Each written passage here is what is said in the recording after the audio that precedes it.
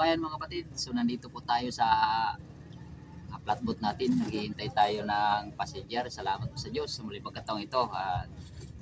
Nandito pa rin. Medyo malakas pa rin tayo at binigyan pa rin tayo ng kalusugan nating katawan. So ngayon naghihintay po tayo ng passenger.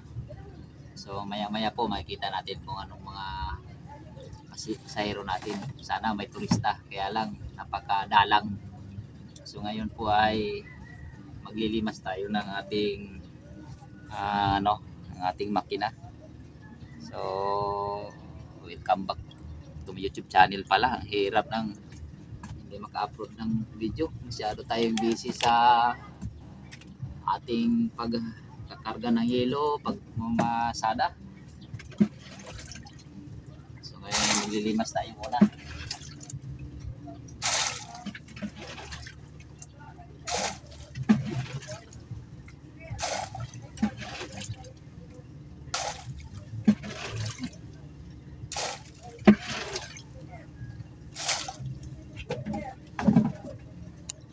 So maghihintay tayo ng passenger. Napakadala ng passenger ngayon kasi naayos na yung ating hangin bridge. Yung hindi pa naayos, ang daming passenger dito. So halos hindi tayo makakain. Halos ang ating kain umagahan halos alas 11, alas 12, minsan alauna pa tayo magkalmusal. So susubon sana tayo biglang tatawag ng pasahero. Kaya medyo hirap tayo nung sarado yung tulay. Hindi tayo makakain ng maayos, kaya ito medyo tumaba na tayo ng lumaki na at lumaki na yung mata, tumangkad na yung leeg sa sobrang payat natin sa tagal na tayo hindi nakalaot at medyo hirap ang laot ngayon. Yung iba may mga huli, yung iba wala. Minsan ganun ang nangyari sa akin noon nung maglaot ako pag uwi ko minsan lugi, magpa-flatboat ako para makakuha ng pang-starting o paggasto pa laot, rodo, yelo. So nanghihinayang ako kapag hindi na biyahe ang flatboat, kahit pa barya-barya lang medyo kikita naman, sigurado naman ang pabigas. Minsan dito pa ako kumukuha ng pambili ng yelo, rodo kapag nalulugi ako noon. Pero noon may mga nagdadala nito, may nag-ooperate.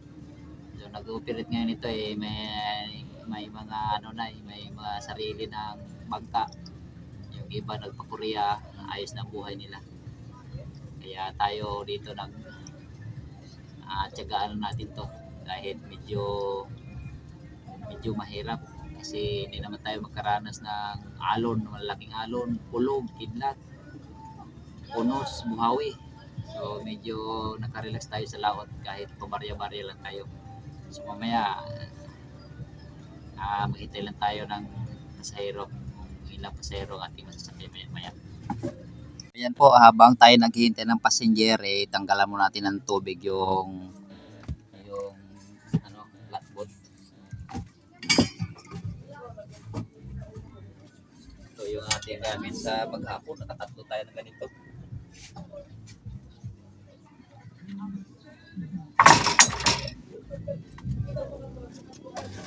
Maglilimas tayo, maglilimas.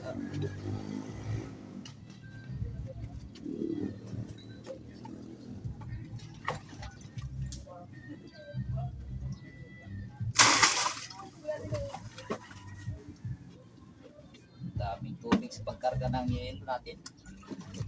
Hindi natin na-video kanina.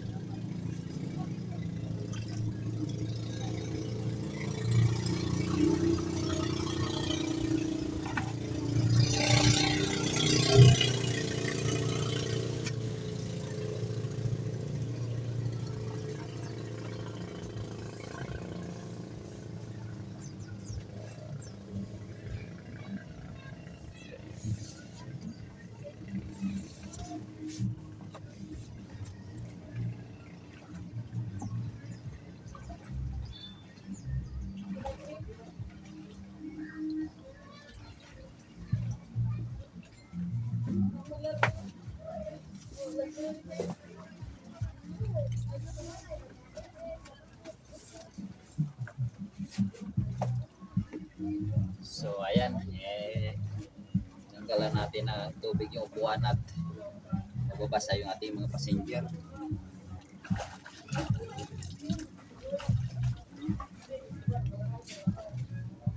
Ang dalang ng pasahero. Halos isang oras bago magkaroon ng pasahero. Pero okay lang sa yelo naman tayo bumabawi kapag marami yelo. So nakakarga na tayo ng 25 loki ngayon sa maghapon. So bukas medyo konti na siguro ang karga natin dahil nasa laot na yung karamihan. Shout out pala dyan sa mga silent subscriber ko dyan at silent viewer. Medyo hindi na tayo nakakalaot ngayon.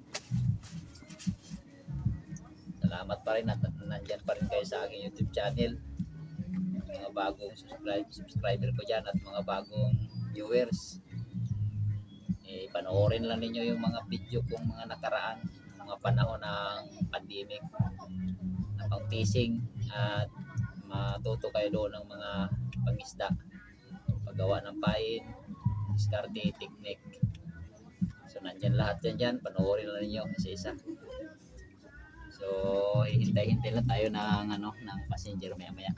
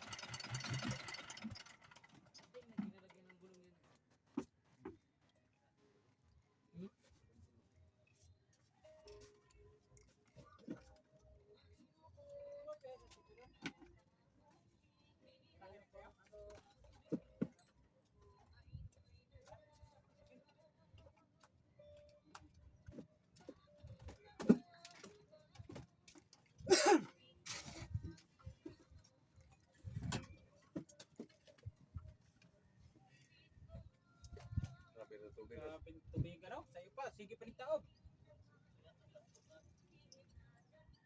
Inlantong to gabi yun, santong rasay. Lalo na niron.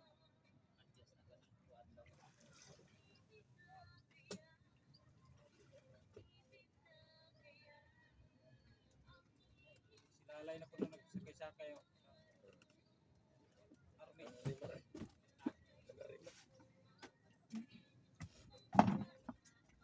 Masigaw itong isod ko sila?